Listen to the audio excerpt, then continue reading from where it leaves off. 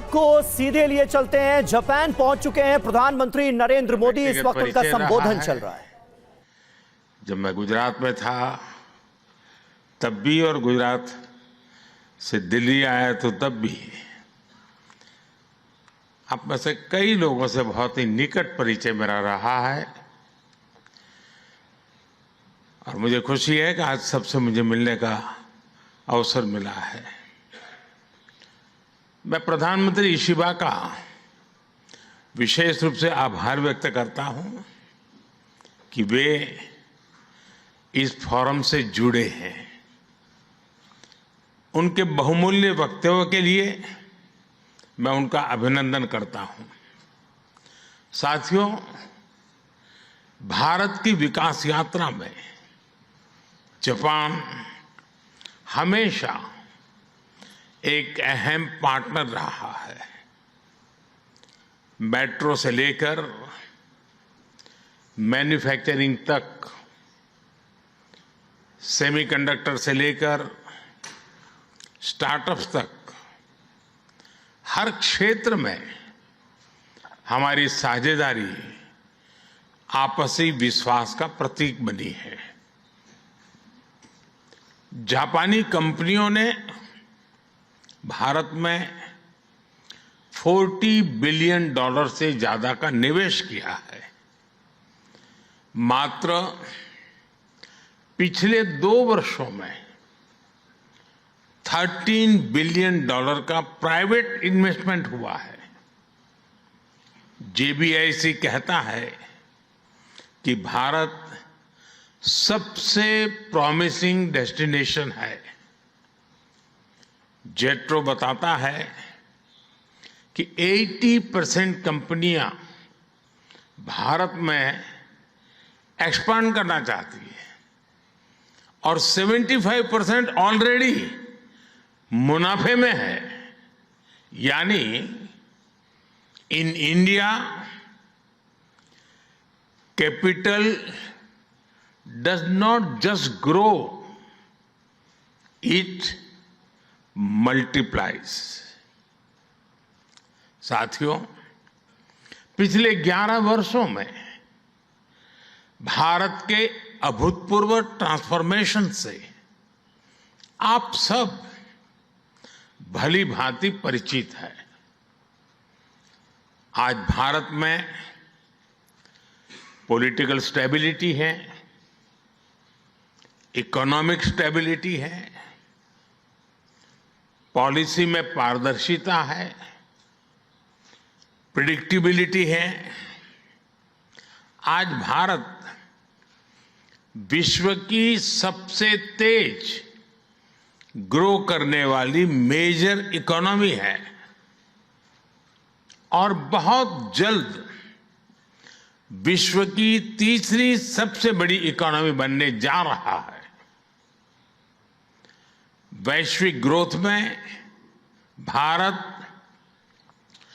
18% योगदान दे रहा है। भारत की कैपिटल मार्केट्स में अच्छे रिटर्न्स मिल रहे हैं। एक मजबूत बैंकिंग सेक्टर भी है। लो इन्फ्लेशन और लो इंटरेस्ट रेट्स, करीब $700 बिलियन के फॉरेक्स रिजर्व है। साथियों, इस बदलाव के पीछे हमारी रिफॉर्म, परफॉर्म और ट्रांसफॉर्म की अप्रोच है। 2017 में हमने वन नेशन वन टैक्स की शुरुआत की थी। अब इसमें नए और बड़े रिफॉर्म लाने पर काम चल रहा है। कुछ हफ्ते पहले हमारी संसद ने नए और सिंप्लीफाइड इनकम टैक्स कोड को भी मंजूरी दी है। हमारे रिफॉर्म्स केवल टैक्स प्रणाली तक सीमित नहीं है। हमने ईज ऑफ डूइंग बिजनेस पर बल दिया है। बिजनेस के लिए सिंगल डिजिटल विंडो अप्रूवल की व्यवस्था की है। हमने 45,000 कंप्लायंसेस रेशनलाइज किए हैं। इस प्रक्रिया को गति देने के लिए डीरेगुलेशन पर एक उच्च स्तरीय कमेटी बनाई गई है। डिफेंस और स्पेस जैसे सेंसिटिव क्षेत्रों को प्राइवेट सेक्टर के लिए खोल दिया गया है। अब हम न्यूक्लियर एनर्जी सेक्टर को भी खोल रहे हैं। साथियों, इन रिफॉर्म्स के पीछे हमारा विकसित भारत बनाने का संकल्प है, हमारा कमिटमेंट है, कन्विक्शन है और स्ट्रेटेजी है। और विश्व ने इसे रिकॉग्नाइज ही नहीं, एप्रिशिएट भी किया है। S&P ग्लोबल ने 2 दशक बाद भारत के क्रेडिट रेटिंग अपग्रेड किए हैं। The world is not just watching India, it is counting on India. साथियों, अभी भारत जापान बिजनेस फोरम की रिपोर्ट प्रस्तुत की गई। कंपनियों के बीच हुई बिजनेस डील्स, इसका बड़ा विस्तार से वर्णन दिया गया। इस प्रगति के लिए मैं आप सभी का बहुत बहुत अभिनंदन करता हूं। हमारी साझेदारी के लिए मैं भी कुछ सुझाव बड़ी नम्रतापूर्वक आपके समक्ष रखना चाहूंगा। पहला है मैन्युफैक्चरिंग। ऑटो सेक्टर में हमारी भागीदारी बेहद सफल रही है और अभी प्रधानमंत्री जी ने इसका विस्तार से वर्णन किया। हम साथ मिलकर वही magic batteries, robotics, semiconductor, ship building और न्यूक्लियर एनर्जी में भी दोहरा सकते हैं। साथ मिलकर हम ग्लोबल साउथ, विशेषकर अफ्रीका के विकास में अहम योगदान दे सकते हैं। मैं आप सबसे आग्रह करता हूं, कम make in India, make for the world. Suzuki और डाइकिन की सक्सेस स्टोरीज आपकी भी सक्सेस स्टोरीज बन सकती है। दूसरा है टेक्नोलॉजी और innovation. Japan tech power house है और भारत एक टैलेंट पावर हाउस है। भारत ने AI, semiconductor, quantum computing, biotech और स्पेस में बोल्ड और एम्बिशियस इनिशिएटिव लिए हैं। जापान की टेक्नोलॉजी और भारत का टैलेंट मिलकर इस सदी के टेक रिवॉल्यूशन का नेतृत्व कर सकते हैं। तीसरा क्षेत्र है ग्रीन एनर्जी ट्रांजिशन।